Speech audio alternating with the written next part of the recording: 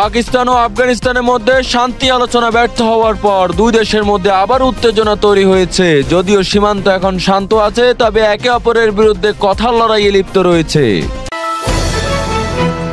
দক্ষিণ ব্রাজিলের পারানা অঙ্গরাজ্যের শহরে ভয়াবহ টর্নেডোর আঘাতে অন্তত 5 জন নিহত হয়েছেন, আহত হয়েছেন 130 জন। স্থানীয় সময় বিকেলে এই টর্নেডো আঘাত হানে বলে জানিয়েছে স্থানীয় কর্তৃপক্ষ।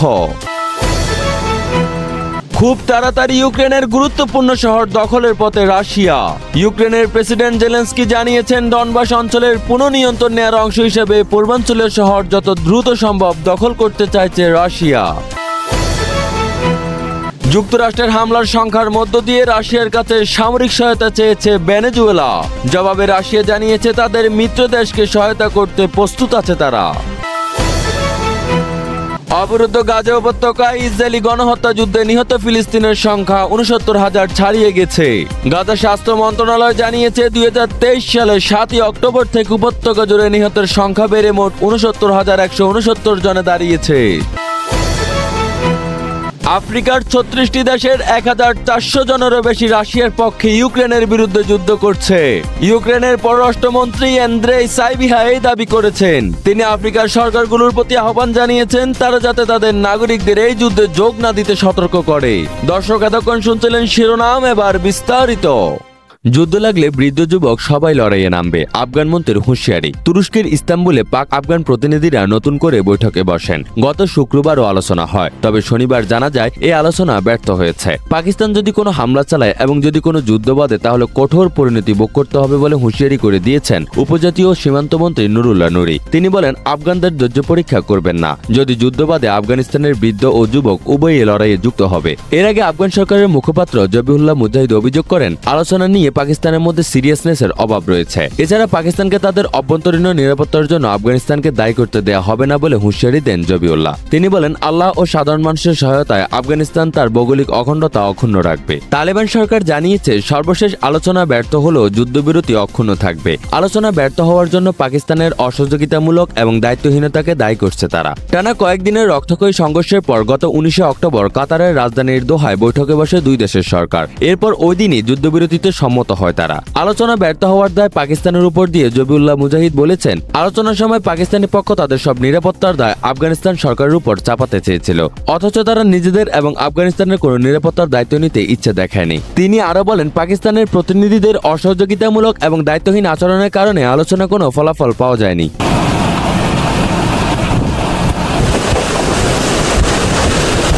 দক্ষিণ ব্রাজিলের পারানা অঙ্গরাজ্যের রিও বনিতো দা ইগুয়াকু শহরে ভয়াবহ টর্নেডোর আঘাতে অন্তত 5 জন নিহত হয়েছেন, আহত হয়েছেন প্রায় 130 জন। আবহাওয়া দপ্তরের তথ্য অনুযায়ী ঘন্টায় 180 থেকে 250 কিলোমিটার 110 থেকে 155 মাইল বেগে বয়ে যাওয়া ঝড়ে বহু বাড়িঘর ও যানবাহন ক্ষতিগ্রস্ত হয়েছে। প্রায় 14,000 জনসংখ্যার এই ছোট শহরটিতে টর্নেডোর ধ্বংসযোগ্য ছিল UF2 বা UF3 শ্রেণীর সমান। এতে বহু গাছ উপড়ে পড়ে বাড়ির দেয়াল ধসে পড়ে এবং বহু মানুষ আহত হন। পারানা সিভিল ডিফেন্স এজেন্সি জানিয়েছে টর্নেডোতে মারা যাওয়া 5 জনের মধ্যে কয়েকজন ঘটনাস্থলে প্রাণ হারান। আহতদের মধ্যে 30 জনের অবস্থা গুরুতর। অঙ্গরাজ্যের গভর্নর রাতিনহো জুনিয়র সামাজিক যোগাযোগ মাধ্যম এক্সে জানিয়েছেন, ক্ষতিগ্রস্ত এলাকা উদ্ধার ও ত্রাণ তৎপরতা চলছে। স্থানীয় নিরাপত্তা বাহিনী ও জরুরি সেবাদানকারী সংস্থাগুলো সমন্বিতভাবে কাজ করছে।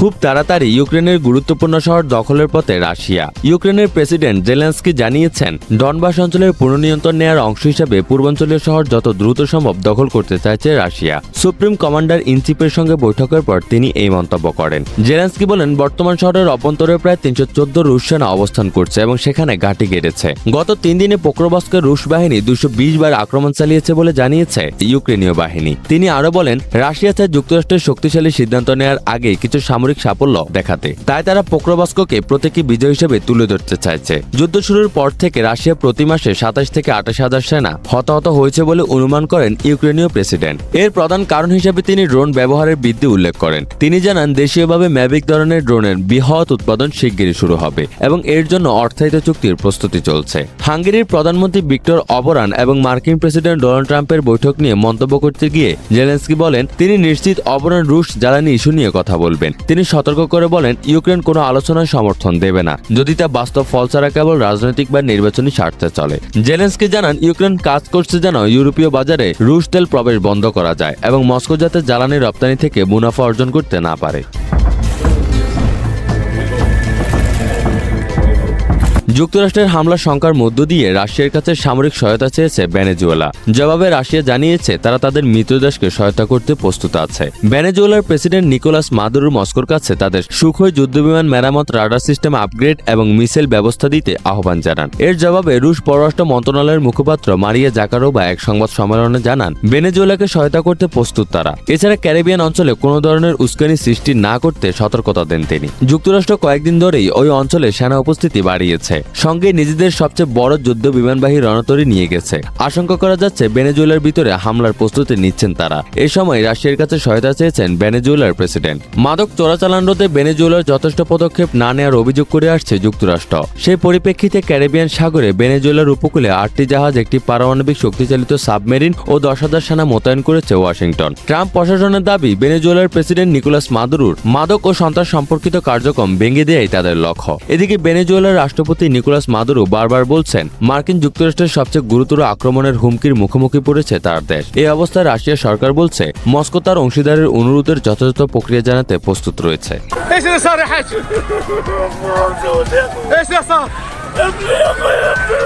ইসরায়েলি আগ্রাসনে গাজায় নিহতের সংখ্যা 69,000 ছাড়ালো। 10 অক্টোবর যুদ্ধবিরতি শুরুর পর থেকে ধ্বংসস্তূপের নিচ থেকে আরো মরদেহ উদ্ধার করা হয়েছে। সেই সঙ্গে যুদ্ধবিরতি কার্যকর হওয়ার পর থেকেও দখলদার বাহিনীর হামলায় ফিলিস্তিনিরা প্রাণ হারাচ্ছেন। স্বাস্থ্য মন্ত্রণালয় জানিয়েছে, যুদ্ধবিরতি শুরু হওয়ার পর থেকে ইসরায়েলের হামলায় গাজায় মোট 241 জন নিহত হয়েছেন। এছাড়া 31 অক্টোবর থেকে 7 নভেম্বরের মধ্যে মোট 284 জনের মরদেহ হাসপাতালে এনেছে।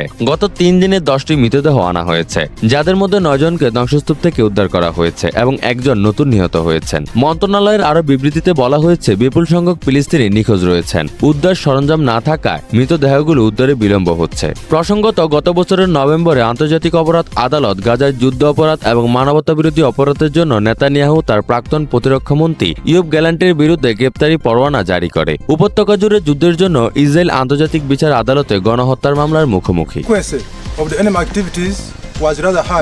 রাশিয়ার হয়ে 1,500 আফ্রিকান যুদ্ধ করছে, দাবি ইউক্রেনের।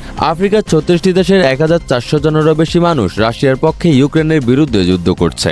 ইউক্রেনের পররাষ্ট্রমন্ত্রী এন্দ্রেই সাইবিহা এই দাবি করেছেন। তিনি আফ্রিকার সরকারগুলোর প্রতি আহ্বান জানিয়েছেন তারা যাতে তাদের নাগরিকদের এই যুদ্ধে যোগ না দিতে সতর্ক করে। ইউক্রেনের পররাষ্ট্রমন্ত্রী সামাজিক যোগাযোগ মাধ্যম এক্সে লিখেছেন, রাশিয়ার সেনাবাহিনীতে বিদেশি নাগরিকদের ভাগ্য মর্মান্তিক। তাদের অধিকাংশ ব্যক্তি কোনো প্রস্তুতি ছাড়াই সম্মুখ সমরে পাঠিয়ে দেওয়া হচ্ছে, যেখানে তারা খুব দ্রুতই মারা পড়েছেন।